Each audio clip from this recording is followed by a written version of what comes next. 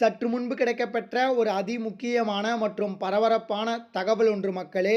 காணொளியை முழுமைக்கும் பாருங்க.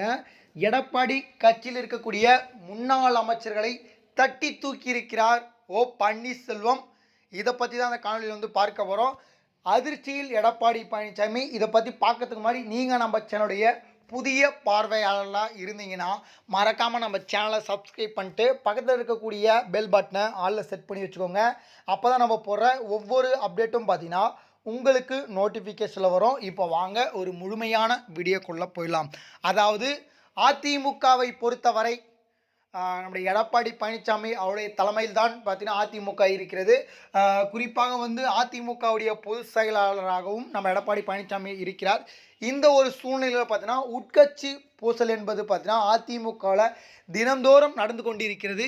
இதன் காரணமாக ஒரு சில முன்னாள் அமைச்சர்களுடையும் மற்றும் எடப்பாடியும் பார்த்தீங்கன்னா வாக்குவாதங்களும் மோதல்களாக பார்த்தீங்கன்னா இருந்து வருகிறது. இந்த சூழ்நிலையை நம்ம பன்னீர்செல்வம் அவர்கள் பயன்படுத்தி அவருக்கு சாதகமாக ஒரு சில முன்னாள் அமைச்சர்களை அவர் பக்கம் இழுக்க உள்ளதாக ஒரு தகவல் நமக்கு பிரத்யேகமாக கிடைக்கப்பெற்றிருக்கிறது. குறிப்பாக பார்த்தீங்கன்னா அதாவது ஏற்கனவே டிடிவி தினகரனுடன் பார்த்தீங்கன்னா நம்ம பன்னீர்செல்வம் இணைந்து செயல்பட்டு கொண்டிருக்கிறார். இந்த ஒரு சூழ்நிலையில் பார்த்தீங்கன்னா எடப்பாடிக்கு எதிராக நம்ம செங்கோட்டையன் அண்ணன் அவர்களும் குரல் கொடுத்திருக்கிறார். அது உங்கள் எல்லாருக்குமே தெரியும். நம்ம செங்கோட்டையன் அண்ணன் அவர்களும் பார்த்தீங்கன்னா எடப்பாடிக்கு எதிராக குரல் கொடுத்திருக்கக்கூடிய இந்த ஒரு சூழ்நிலையில் பார்த்தீங்கன்னா ஓபிஎஸ் அவர்கள் இதை சாதகமாக பயன்படுத்தி நம்ம செங்கோட்டையன் அவர்களை அவர் உடன் இணைத்து கொள்வதற்கான வாய்ப்புகள் இருப்பதாக சொல்லப்படுகிறது. குறிப்பாக ஏற்கனவே நம்ம செங்கோட்டையன் அவர்கள் எதனால் எடப்பாடியிடம் சண்டை அப்படின்னு சொல்லிட்டு உங்கள் எல்லாருக்குமே தெரியும். குறிப்பாக பார்த்தீங்கன்னா கட்சியில் இருக்கக்கூடியவர்கள், கட்சியிலிருந்து நீங்கி சென்றவர்கள், கட்சியிலிருந்து பார்த்தீங்கன்னா தனித்து விடப்பட்டவர்கள் எல்லாம் கட்சியில் ஒன்று திரட்ட வேண்டும் அப்படின்னு சொல்லியிருக்காரு. 2026 சட்டமன்ற தேர்தலில் அப்பொழுதுதான் நம்ம வெற்றி பெற முடியும் அப்படின்னு சொல்லியிருக்காரு.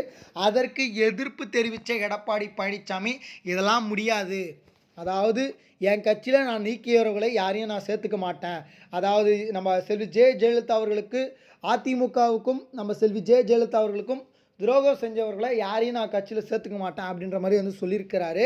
ஆனால் இதற்கு மறுப்பு தெரிவித்த நம்ம செங்கோட்டையன் அண்ணா அவர்கள் இடையே பார்த்தீங்கன்னா மோதல் ஏற்பட்டு இப்போ கட்சியிலேருந்து நம்ம செங்கோட்டையன் அண்ணா அவர்களையும் பார்த்தீங்கன்னா நம்ம எடப்பாடி பழனிசாமி நீக்கியிருக்கார். முழுமையாக நீக்கவில்லை, கட்சியிலிருந்து பார்த்தீங்கன்னா நீக்கியிருக்கிறார். ஆனால் அந்த கட்சியில் இருக்கக்கூடிய பொறுப்பிலிருந்து இன்னும் அதிகாரப்பூர்வமாக நீக்கவில்லை. இதனால் பார்த்தீங்கன்னா இந்த தந்திரத்தை நம்ம பன்னீர்செல்வம் அவர்கள் பயன்படுத்தி அவரை அவர் பக்கம் இழுப்பதற்கான வாய்ப்பு இருப்பதாக சொல்லப்படுகிறது. ஒருவேளை நம்ம செங்கோட்டையன், பன்னீர்செல்வம், டிடிவி, சசிகலா இவர்கள் நான்கரும் பார்த்தீங்கன்னா ஒன்றிணைந்து அதிமுகவை கைப்பற்றுவதற்கான வாய்ப்பு கூட இருக்குது. நம்ம இதையெல்லாம் நம்ம பொறுத்திருந்தான் பார்க்க வேண்டும். ஒருவேளை இவர்கள் 4 பேரும் பார்த்தீங்கன்னா எடப்பாடியுடன் இணைந்தால் எப்படி இருக்கும், அதிமுகவில் மீண்டும் பார்த்தீங்கன்னா இவர்கள் இணைந்தால் எப்படி இருக்கும் அப்படின்றத மறக்காமல் சொல்லுங்கள். இதுபோல் சுவாரஸ்யமான அரசியல் உண்மை நிலவரங்களை நீங்கள் உடனுக்குடனே தெரிஞ்சுக்கணும்னு நினச்சிங்கன்னா நம்ம சேனலை மறக்காமல் சப்ஸ்கிரைப் பண்ணி வச்சுங்க. நன்றி.